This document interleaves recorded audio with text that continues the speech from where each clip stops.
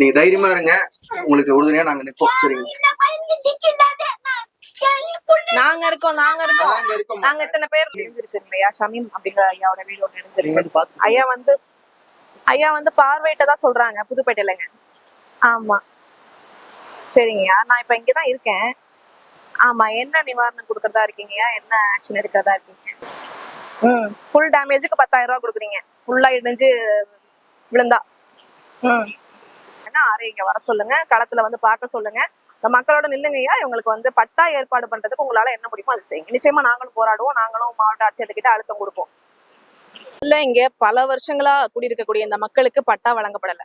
பட்டா இல்லாத நிலத்துல இவங்க குடியிருந்துட்டு இருக்காங்க. இங்க எந்த பாதுகாப்பும் இல்லை. இப்ப நீங்க பாக்குறீங்க, இங்க சாலை வசதி, முறையான சாலை வசதி இல்ல, மருத்துவ வசதி இல்ல. இங்க இருந்து மக்கள் இந்த சாலை வசதி இல்லாத இடத்துல, மேடும் பள்ளமா இருக்க இடத்துல ஒரு எமர்ஜென்சி அப்படின்னா அங்கதான் கூட்டு போற நிலைமை இருக்கு, விசாரத்துக்கு தான் கூட்டு போற நிலைமை இருக்கு. அப்ப இங்க வந்து மருத்துவ வசதி இல்ல, சாலை வசதி இல்ல, மின் வசதி இல்ல, குடிநீர் ஒழுங்கான முறையில வழங்கப்படல.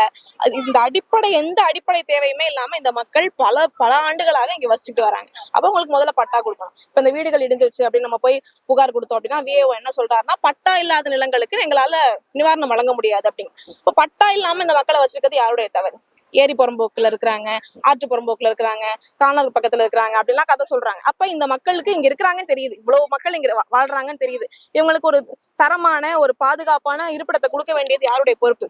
ஆட்சியாளர்களுடைய பொறுப்பும் அரசாங்க அதிகாரிகளுடைய பொறுப்பும் தானே. அவங்களே பொறுப்பு இல்லாம பதில் சொல்ற நிலைமை நம்ம இங்க இருக்குது, நம்ம பார்க்கதான் செய்யறோம். இந்த தொகுதியுடைய எம்எல்ஏ, இந்த தொகுதியுடைய அமைச்சர் ஐயா காந்தி இருக்கிறார், வந்து பாக்குறது கிடையாது. முறையா அந்த மக்களை வந்து சந்திச்சு உங்களுடைய குறைகள் என்ன பிரச்சனை இங்க நடந்திருக்கு, இப்ப இந்த வீடு இடிஞ்சு விழுந்திருக்கு, இதுக்கு வந்து அவர் பாத்துருக்கணும், பாக்கல. அவர் சார்பா அவங்க கட்சிக்காரங்க வந்திருக்கணும், வரல. சரி, அவங்கள விடுங்க. அதிமுக சார்பா ஐயா சுகுமார்னு ஒருத்தர் இருக்கிறாரு, கான்ட்ராக்டர் நேசமணி, அவரும் வந்து பாக்கல. அவரை வந்து ஏன் பாக்கல அப்படின்னா, அதிமுக பிஜேபியோட கூட்டணியில இருக்கு, அதனால இந்த இஸ்லாமிய மக்கள் கண்டிப்பா வாக்கு செலுத்த மாட்டாங்க அதிமுகவுக்கு. நம்ம போனோம்னா நமக்கு என்ன ஆதாயம், இங்க நமக்கு என்ன நன்மை நடக்க போகுது, நமக்கு யாரும் ஓட்டு போட போறதுல, நம்ம போய் பார்க்க வேண்டாம் அப்படின்னு பஞ்சர் கடையில உட்கார்றாரு, டீ கடையில உட்கார்றாரு, அங்கேருந்து அப்படியே போயிடுறாரு. அப்ப இந்த மக்களுக்கு நல்லது செய்ய வேண்டிய இடத்துல இருக்கக்கூடிய அரசாங்க அதிகாரிகளும் இந்த மக்களை கை கழுவி விட்டுறாங்க. இந்த மக்களுக்கு நல்லது செய்ய வேண்டிய இடத்துல இருக்கக்கூடிய இவங்களுடைய வாக்குகளை பெற்று அரியாசனத்துல ஏறி உட்கார்ந்து இருக்கக்கூடிய ஆட்சியாளர்களும் இந்த மக்களை உதாசீனப்படுத்துறாங்க. அப்படின்னா இந்த மக்களுக்கு உதவி செய்ய வேண்டிய இடத்துல யார் இருக்கா? நம்ம தான் இருக்கிறோம். நம்ம தான் நம்ம கைகளை வச்சு உதவி செஞ்சுக்கணும், அவ்வளவுதான். நமக்கு நாமே, அவ்வளவுதான்.